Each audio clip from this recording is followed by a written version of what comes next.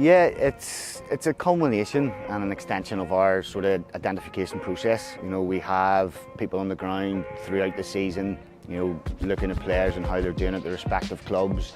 And the SuperCup gives us a good opportunity to come and see them in a really competitive environment, playing against different styles of play in tournament football, and gives us an opportunity to monitor the players already within our system, to potentially identify some other players to come into our programmes. And you know, it's a really good week of football with a lot of networking opportunities as well, to get out and just meet clubs, meet parents, meet players, meet potential clubs, and it gives us a great opportunity to do that.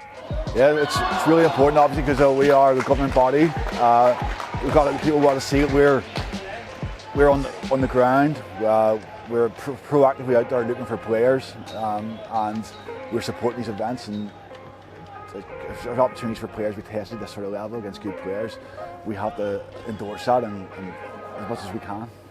Yeah, and as I say, listen, we are out on the ground throughout the year, identifying players, watching matches, but it's a good opportunity for us to network as staff and come together as a staff group to identify players and watch players and monitor their progress, you know, and it's also a great opportunity that it's all in sort of 10-15 minute vicinity of each other, and as I say, it gives us a great opportunity to connect with parents, to connect with players and connect with clubs.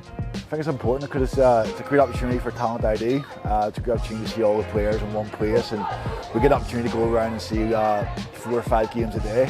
Obviously, a talent ID is an ongoing process, so we were out watching games all year round as kids play for a club. But this is an opportunity to see them in this environment. Absolutely, you know, the more games players experience, as I say, playing against different styles, different cultures, different teams, you know, the more they can experience that and the more games they play, it makes them more rounded. As footballers, they're only kids. It's still about enjoyment, it's still about learning the game, but the more they're exposed to different styles and different cultures and different teams, that it can only benefit them in the long term.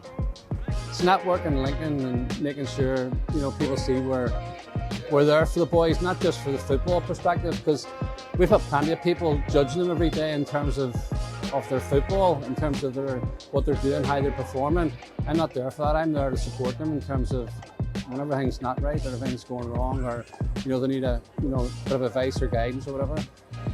FA, to be fair, have been taking welfare really seriously, and they appointed 2 new welfare officers last year, and it takes a lot of time and trust to build up that relationship with players. And you know, hopefully I have that, and hopefully, you know, they'll maybe talk to me about things that they mightn't speak to other people about, and that maybe can trigger something to help them. Yeah, no, very important, you know, starting from that young age, you know, showing that pathway, showing, you know, there is an interest in developing our players, and which again can only help going forward for the senior team.